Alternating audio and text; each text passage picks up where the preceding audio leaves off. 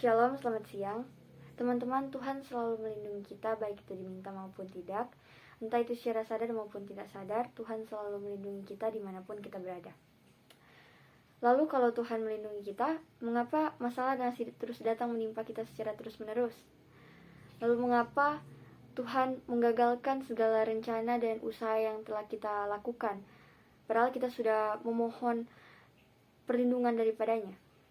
Mengapa kita masih sakit walaupun kita sudah rajin berolahraga dan makan makanan yang sehat dan bergizi?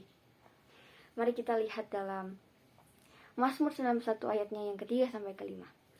Sungguh dialah yang akan melepaskan engkau dari jerat penangkap burung, dari penyakit sampar yang busuk. Dengan kepaknya ia akan menudungi engkau, di bawah sayapnya engkau akan berlindung. Kesetiaannya ialah perisai dan pagar tembok. Engkau tak usah takut terhadap kedahsyatan malam, terhadap panah yang terbang di waktu siang. Teman-teman, sebaik-baiknya kita kepada sesama, belum tentu kita bisa menyenangkan semua orang. Pasti masih ada satu atau dua orang yang membenci kita atau tidak menyukai kita.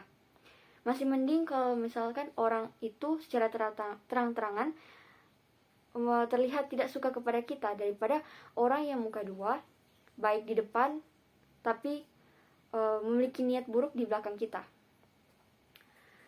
Masalahnya di sini, apakah kita mampu mengetahui semua itu? Apakah kita mampu mengetahui orang yang memiliki niat buruk terhadap kita? Sayang sekali tidak. Tetapi Tuhan mengetahui semua itu. Dengan caranya yang ajaib, Ia melepaskan kita dari hal-hal yang dapat mencelakakan kita. Ayat selanjutnya, mari kita lihat dalam Mazmur 91 ayat 6-7. Terhadap penyakit sampar yang berjalan di dalam gelap, terhadap penyakit menular yang mengamuk di waktu petang, walau 1.000 orang rebah di sisimu, dan 10.000 di sebelah kananmu, tetapi itu tidak akan menimpamu. Setiap orang pasti pernah merasakan yang namanya sakit. Sakit itu pasti tidak sedap. Jadi bersyukurlah jika kita diberikan kesehatan sehingga masih bisa beraktivitas hingga sekarang. Yang perlu kita ingat adalah kesehatan merupakan anugerah dari Tuhan. Tetapi menjaga diri sendiri untuk tetap sehat itu adalah keputusan dan usaha dari kita. Jadi jangan salahkan Tuhan kalau kita sakit, tapi gaya hidup kita masih saja buruk. Ayat yang terakhir selanjutnya terdapat dalam Mazmur 91 ayat 9-11. Sebab Tuhan ialah tempat perlindunganmu, yang maha tinggi telah kau buat tempat pertuduhanmu. Malapetaka tidak akan menimpa kamu, dan tulah tidak akan mendekat kepada kemahmu. Sebab malaikat-malaikatnya akan diperintahkannya kepadamu untuk menjaga engkau di segala jalanmu.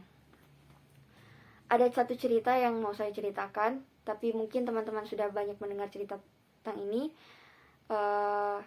Ada seorang pelajar, dia ketinggalan bus menuju sekolahnya. Padahal kalau dia lebih cepat 2 menit, dia pasti akan sempat menaiki bus itu.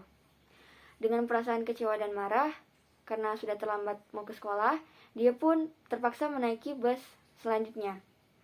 Long short story, pelajar itu mendengar kabar kalau bus yang akan hampir dinaikinya itu mengalami kecelakaan.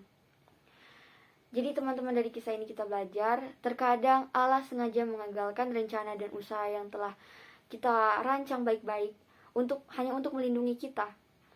Jadi percayakan saja hidup kita dalam Dia dan berusahalah untuk selalu mengambil hikmah dan sisi positif dalam segala situasi.